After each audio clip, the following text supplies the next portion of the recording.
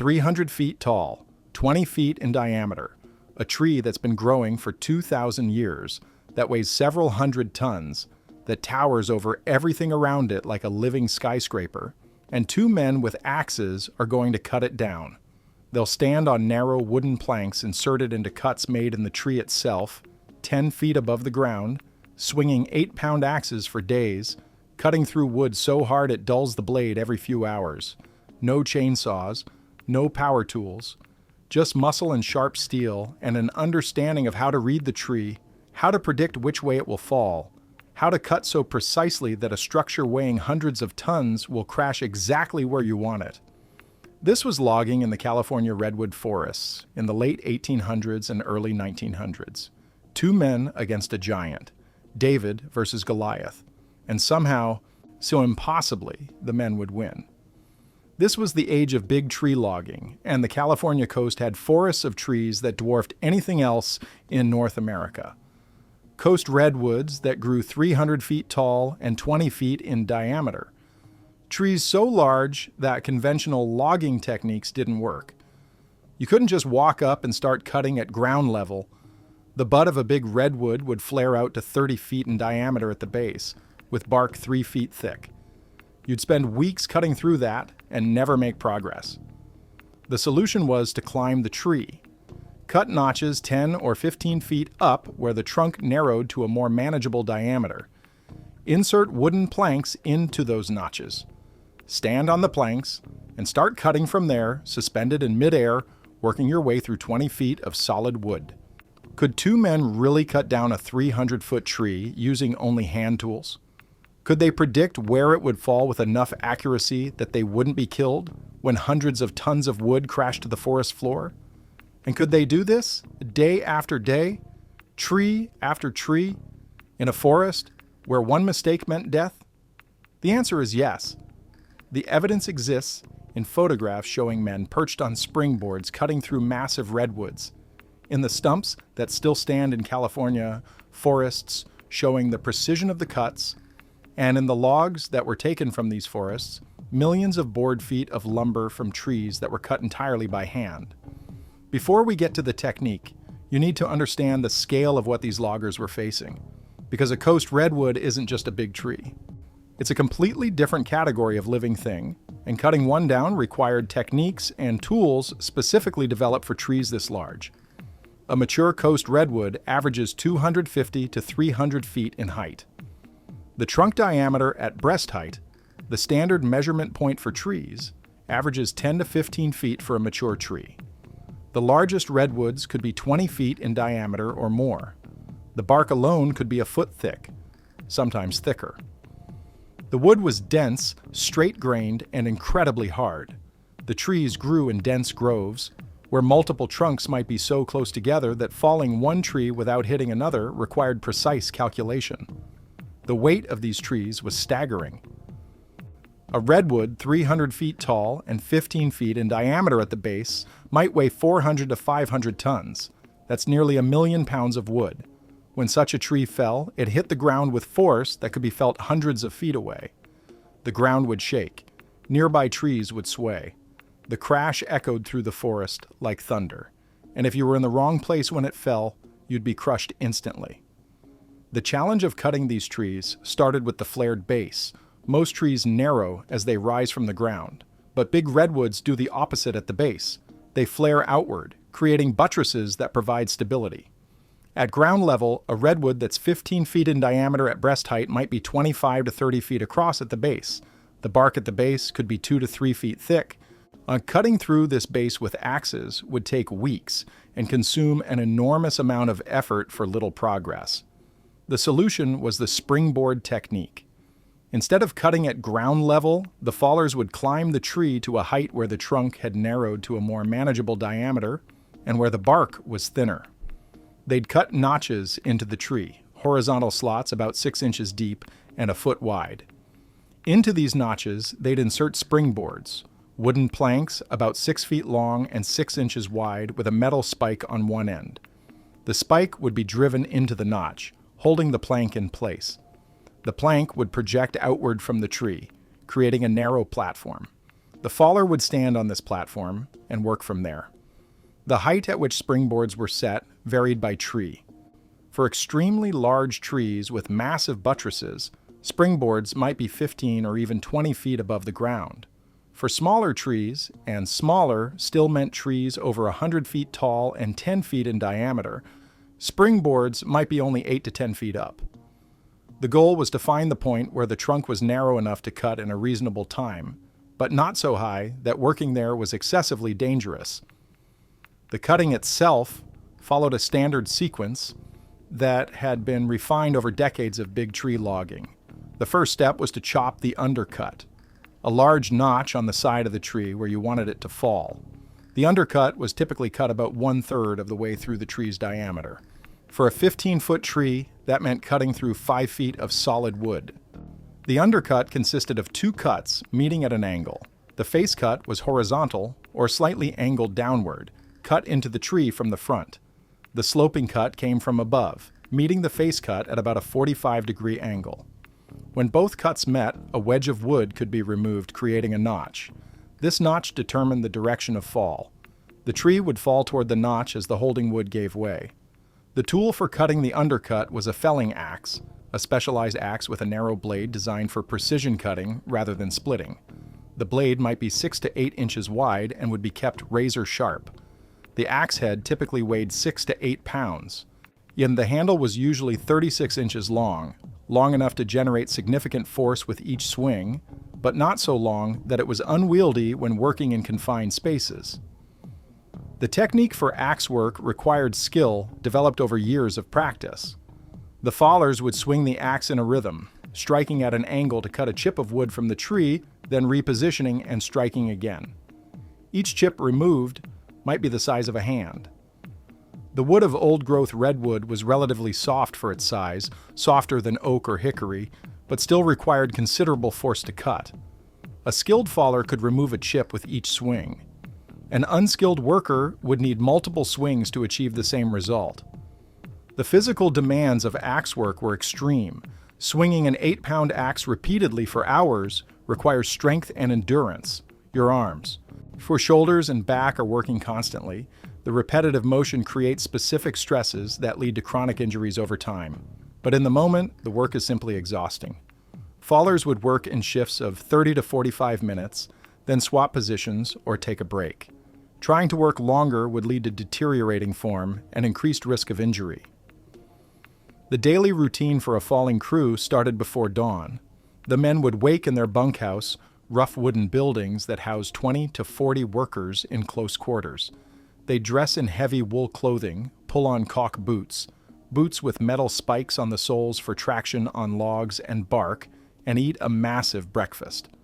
The logging camp cookhouse would serve flapjacks, bacon, beans, eggs, bread, and coffee in quantities designed to fuel hard physical labor. A faller might consume 4,000 to 5,000 calories at breakfast alone. After breakfast, the crew would gather their tools. Each faller would check his axe in first, testing the sharpness of the edge, examining the handle for cracks, ensuring the head was securely wedged onto the handle.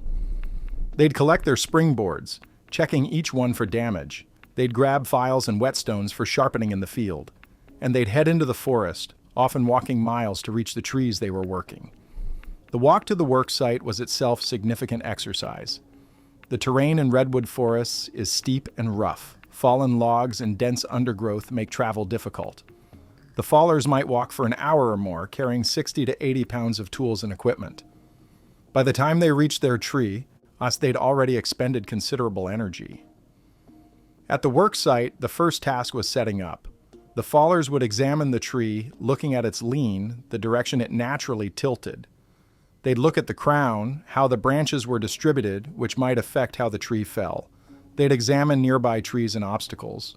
They'd discuss the plan, where to place springboards, which direction to fell the tree, where their escape routes would be.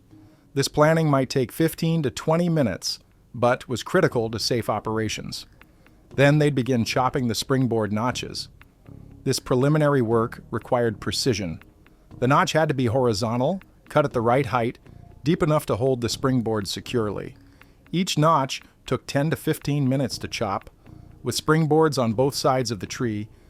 That's half an hour of preparation before actual felling work could begin. Once on the springboards and working, the rhythm was relentless. Swing, chip, swing, chip. The sound of axes hitting wood echoed through the forest. Other falling crews working nearby would create a percussion of overlapping axe strikes. The smell of fresh-cut redwood, a distinctive scent that's slightly sweet, almost spicy, would fill the air. Wood chips would fly with each swing, accumulating on the ground below in growing piles. The work was punctuated by periodic breaks. Every hour or so, the fallers would stop to sharpen their axes. The redwood wood, while softer than hardwoods, still dulled edges quickly. The pitch and resins in the wood would gum up the blade. The fallers would use files to restore the edge, working carefully to maintain the correct angle. This sharpening took 10 to 15 minutes, but was necessary to maintain efficiency. Lunch was eaten on the springboards or on the ground near the tree. The fallers would carry lunch in buckets, typically more bread, salt pork, or beef, cheese, maybe an apple or two. They'd eat quickly and resume work. There was no lengthy lunch break. The goal was to make progress on the tree, and that required continuous work. The afternoon proceeded much like the morning. More chopping, more chips, deeper cuts into the tree. By late afternoon, after 8 or 10 hours of work, the fallers would be exhausted. Their arms would ache. Their backs would be stiff. Their hands, despite calluses, would be sore from gripping axe handles. But they'd continue working until darkness made it too dangerous to continue, or until they reached a good stopping point. The walk back to camp at the end of the day was quieter than the morning walk. The men would be too tired to talk much. They'd return to camp, store their tools, head to the wash house to clean up, then to the cookhouse for dinner. Dinner was similar to breakfast, massive quantities of heavy food. After dinner, most men would go directly to their bunks and sleep. Some might play cards or talk for an hour, but most were too exhausted for recreation. The physical toll accumulated over weeks and months. Fallers developed characteristic physiques, powerful upper bodies, strong forearms, hands like iron, but they also developed chronic injuries, shoulder problems from the repetitive overhead swinging, back problems from the twisting motion of axe work, joint problems in elbows and wrists. Many fallers worked until their bodies simply gave out, usually in their 40s or early 50s, then transitioned to less physically demanding work if they could find it. The undercut on a large tree might take an entire day to complete. Two men working together, swapping positions regularly, might remove a cubic yard of wood per hour when working steadily. For an undercut that needed to go 5 feet deep into a 15-foot diameter tree, that's roughly 10 to 15 cubic yards of wood to remove. 10 to 15 hours of work. And that's just the undercut. The actual felling cut would take even longer. The back cut, the cut that would actually bring the tree down, was made on the opposite side of the tree from the undercut. This cut was made with a crosscut saw rather than axes. As the crosscut saw for big tree logging was a specialized tool, 8 to 12 feet long with teeth on both sides and handles on both ends. Two men would operate the saw, one on each end, working in a pull-push rhythm. One man pulls, while the other allows the saw to move through the wood, then they reverse. The rhythm had to be smooth and coordinated, or the saw would bind in the cut. The back cut was positioned slightly above the undercut, typically 2 to 4 inches higher. This height difference created a step that helped control the fall and prevented the tree from sliding backward off the stump when it fell. The placement of the back cut required precision. Too high and the step would be too large, potentially causing the tree to fall unpredictably. Too low or level with the undercut, and there'd be no step to control the fall direction. The depth of the back cut had to be calculated to leave the correct hinge thickness.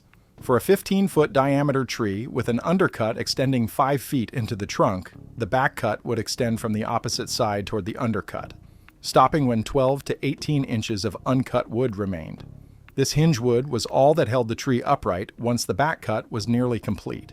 It had to be thick enough to support the tree's weight and control the fall, but thin enough that the tree would actually fall when you wanted it to. The sawing progression of the back cut followed a careful sequence. The fallers would start the cut from both sides of the tree simultaneously, working toward the middle. As the saw cut deeper, they'd periodically stop to check their progress and ensure both sides were cutting at the same depth. Uneven progress could create an uneven hinge that would cause the tree to twist as it fell, one of the most dangerous failure modes. As the back cut approached the undercut, the sawing became more delicate. The fallers could feel the change in how the saw cut. The wood, under increasing stress from the tree's weight, would compress slightly, making the saw bind more easily. They'd drive wedges into the back cut behind the saw to keep the cut open and to begin applying pressure that would help direct the fall. The wedges would be driven with sledgehammers or the flat of an axe, tapped in gradually to avoid shocking the tree into premature failure. The art of reading a tree developed over years of experience.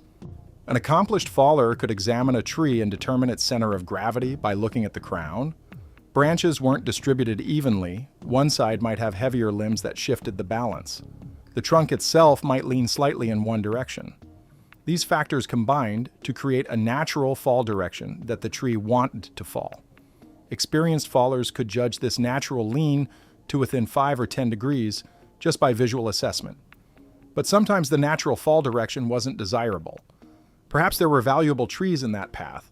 Perhaps the terrain made log removal difficult from that direction. Perhaps falling that way would cause the tree to hit another tree and hang up, become caught in the branches of the standing tree. In these cases, the fallers had to work against the tree's natural lean, using wedges to force it in the desired direction. Felling against the lean was one of the most dangerous operations in logging. You're using mechanical advantage, wedges creating leverage, to push hundreds of tons of tree in a direction it doesn't want to go. The forces involved are enormous.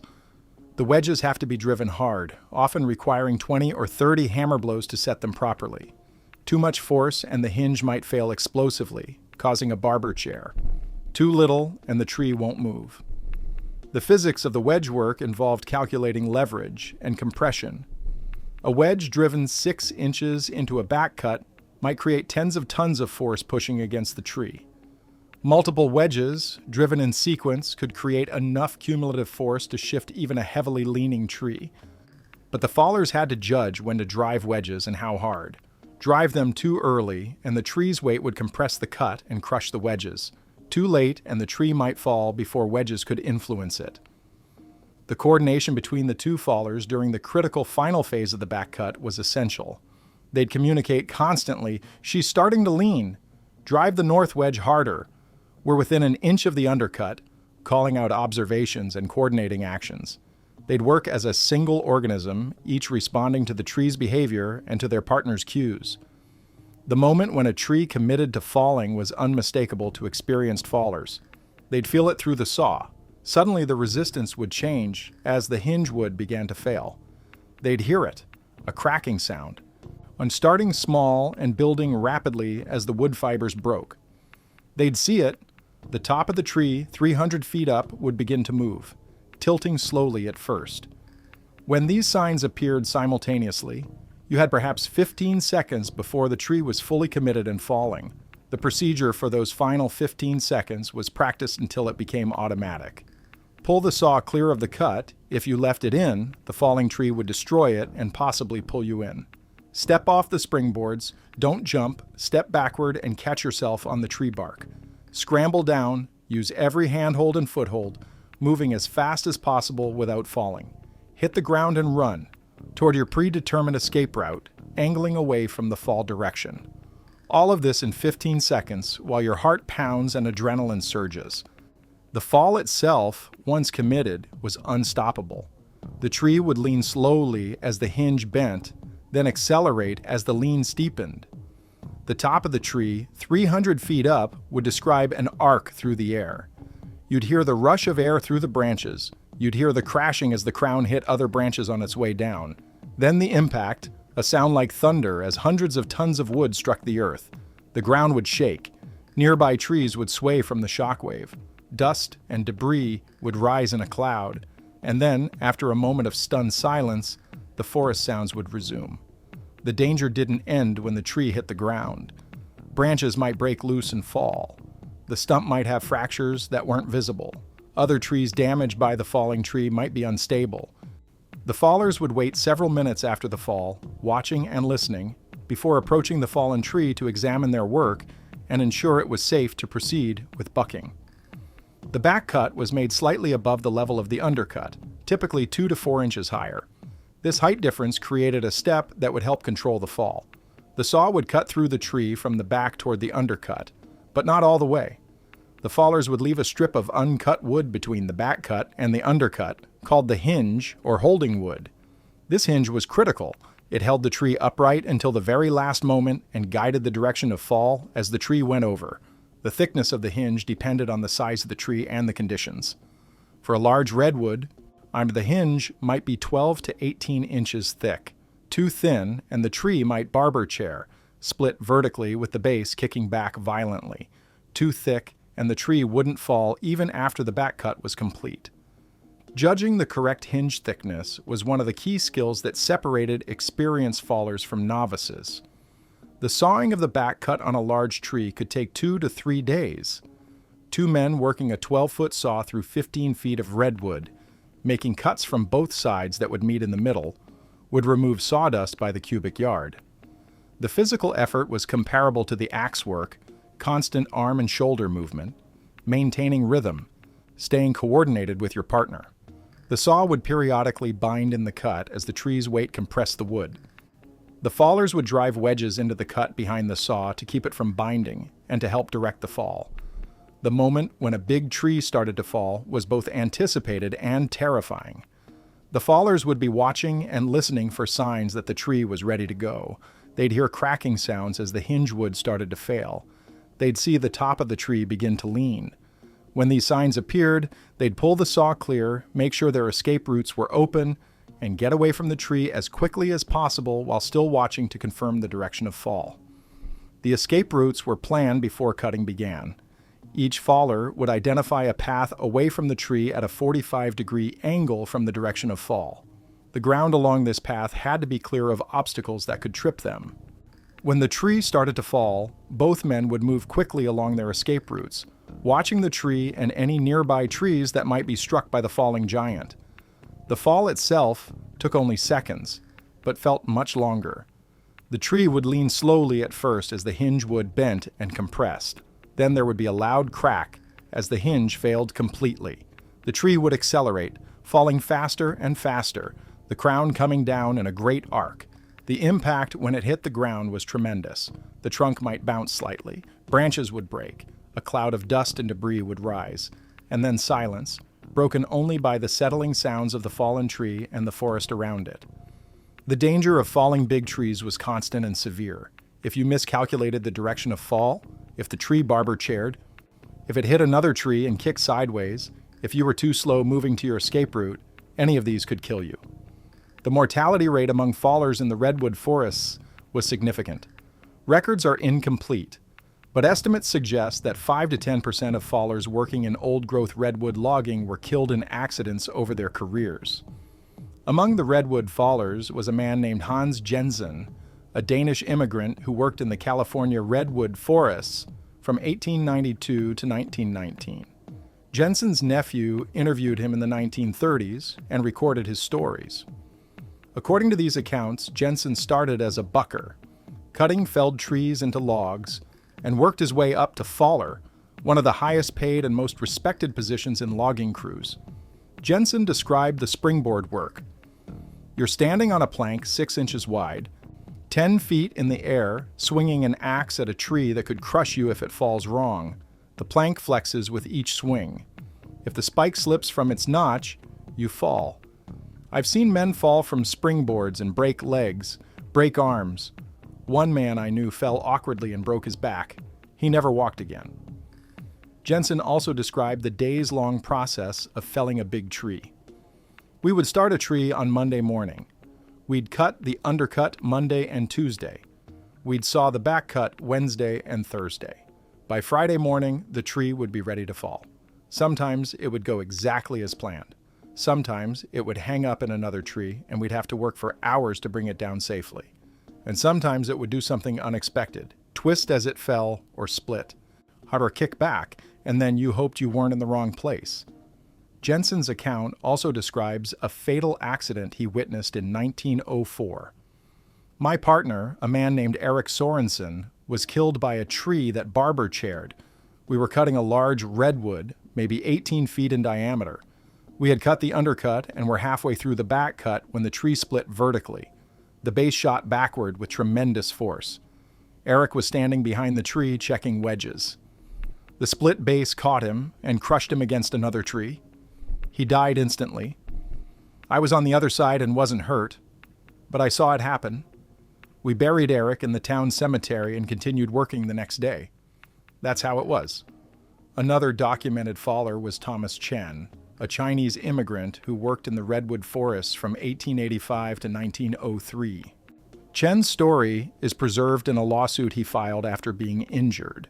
The court records include his testimony about working conditions and the dangers of felling. Chen testified that he worked as the second faller in a two-man team. His partner was a white faller who received higher pay for the same work. Chen stated he earned $2 per day, while his partner earned $3.50. Despite the pay disparity, Chen was responsible for half the work and half the risk. In 1903, Chen was injured when a tree he and his partner were cutting fell unexpectedly before the back cut was complete. The tree twisted as it fell, a phenomenon called a windmill, where the tree rotates as it comes down. Chen was struck by a branch and suffered broken ribs and a fractured skull. He was unable to work for 6 months and sued the logging company for compensation. The court awarded him $150, about $4,500 in modern currency, but noted that he had assumed the risks inherent in such work. The springboards themselves were tools that required constant attention and maintenance. A springboard was typically 6 feet long, 6 inches wide, and 2 inches thick, made from strong, straight-grained wood like Douglas fir or oak. One end had a metal spike, typically iron, 4 to 6 inches long, sharpened to a point. The spike was driven into the tree at a slight upward angle, so the board would be level or tilted slightly upward for stability. The boards would wear out from use. The wood would split or crack, the spike might bend or break. Fallers would typically carry several springboards with them and would inspect them before each use. A springboard failure while 10 feet up on a tree could result in serious injury. The standard practice was to test the board before putting full weight on it. Step onto it carefully, bounce slightly to ensure it's secure, then commit your weight. The positioning of springboards required judgment. The fallers would look at the tree and decide where to place them. The goal was to find spots where the bark was thinner and the wood beneath was solid. Sometimes they'd cut through bark a foot thick to find solid wood underneath. The notch for the springboard had to be cut precisely, deep enough to hold the spike firmly, but not so deep that it weakened the tree in a way that might cause unexpected failure. The physical sensation of working on springboards was described by multiple fallers in various accounts as simultaneously terrifying and routine. You're standing on a narrow plank with nothing beneath you but air and a 10-foot drop. You're swinging an 8-pound axe with full force, and each swing makes the plank bounce slightly. You're doing this for hours at a time. The first time is terrifying. After a few weeks, it becomes routine. After years, you barely think about it, until something goes wrong, and suddenly the danger is visceral again. The falling pattern for a grove of big trees required planning and coordination. In a dense redwood forest, the trees might be spaced only 30 to 50 feet apart. A tree 300 feet tall and 15 feet in diameter would, when it fell, cover a distance of 300 feet plus whatever lateral movement occurred during the fall. That means your falling pattern had to account for every tree within 300 feet of your target. You'd fell trees in sequence, working from one side of the grove toward the other, ensuring each tree had a clear fall path. Sometimes trees would hang up, get caught in the branches of another tree during the fall. A hung tree was dangerous because it was unstable and unpredictable. The standard technique for bringing down a hung tree was to fell the tree it was hung in, but that might cause both trees to fall in unexpected directions. Sometimes fallers would use explosives to blast a hung tree loose, but this was extremely dangerous and rarely done. Often they just use cables and teams of horses to pull the hung tree down. But that required clearing the area of workers and accepting that you had no control over where the tree would fall. The limbing and bucking of a felled redwood was its own operation. Once the tree was on the ground, another crew would move in with axes and saws to remove the branches and cut the trunk into manageable sections. A 300-foot redwood might be cut into 15 to 20 sections, each one 20 feet long and weighing 20 to 30 tons. These sections would then be hauled to a railroad or a skid road for transport out of the forest. The bucking crew working on a large redwood would use crosscut saws similar to those used for felling, but sometimes even longer, 14 to 16 feet for cutting through the widest sections of trunk. The sawing technique was the same, 2 men on either end working in rhythm. But cutting through a fallen tree was different from cutting through a standing tree. The wood wasn't under the same compression, so the saw was less likely to bind. But the sawyers had to be careful about the weight distribution. If the log was resting unevenly, cutting through it might cause it to shift or roll, potentially crushing anyone nearby. The economic value of a large redwood was substantial. A tree with 15,000 board feet of usable lumber, which was average for a large redwood, was worth roughly $300 at the mill in the early 1900s, about $9,000 in modern currency. A good falling crew could fell 4 to 6 large trees per week. At piece rates, the common payment method, where fallers were paid per tree rather than by the day, a faller might earn $20 to $30 per week, $600 to $900 in modern currency. This was good pay for the era, but came with tremendous physical demands and constant danger. Some specific trees became legendary among the falling crews for their size, or the difficulty of felling them. The Giant of Mad River was a redwood near Eureka, California, that measured 23 feet in diameter and was estimated at over 350 feet tall. The falling crew that took it down in 1895 spent 12 days on the tree, 6 days cutting the undercut, 6 more days sawing the back cut. The tree yielded an estimated 75,000 board feet of lumber and was so large that the local newspaper sent a reporter to document the fall. Another famous tree was the mother of the forest in the Sierra, a giant sequoia that measured over 30 feet in diameter at the base. When this tree was felled in 1853, one of the earliest big tree fellings, it took 5 men over 3 weeks to bring it down. The tree was so large that sections of the bark were removed and shipped to exhibitions in the East to demonstrate the scale of California's forests. The felling of this tree became controversial even at the time, with some observers questioning whether such an ancient giant should have been cut. The Fieldbrook stump in Humboldt County marks the site of what may have been the largest redwood ever felled. The stump measures 26 feet in diameter at chest height and shows springboard notches 16 feet above the ground, indicating the fallers had to climb that high to reach a workable diameter. The tree was cut in 1890 and reportedly yielded over 100,000 board feet of lumber. The stump remains today as a monument to both the incredible size of the old-growth forests and the scale of logging operations. The decline of hand felling came with the introduction of power saws. The first gasoline-powered chainsaws appeared in the 1920s, but were heavy and unreliable. They required 2 men to operate and offered only marginal improvement over crosscut saws. But through the 1930s and 1940s, chainsaw technology improved. By the 1950s, one-man chainsaws that were reliable and powerful enough to cut large trees became common. These saws could cut through a big redwood in hours rather than days. The era of the hand fallers was over.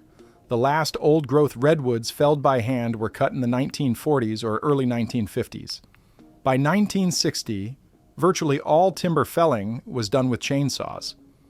The techniques of springboard work, of reading a tree to predict its fall, of coordinating 2-man sawing through days of work, all of this became obsolete within a generation. The men who had these skills were still alive, but their expertise was no longer needed. Today, the evidence of hand felling remains in redwood forests. Stumps with springboard notches can still be seen. Horizontal cuts in the wood 10 or 15 feet above the ground where the springboard spikes were inserted. These notches are visible a century after the trees were cut. They're monuments to the work of men who stood on narrow planks and cut down trees taller than buildings using only axes and saws. The stumps themselves tell stories. A stump 15 feet in diameter with notches 12 feet up shows a tree that was cut using the springboard technique. The cleanness of the cuts, visible even after a century, demonstrates the skill of the fallers. The undercut face and the back cut surface are still clearly defined. You can see where the hinge wood failed, where the tree separated from the stump as it fell.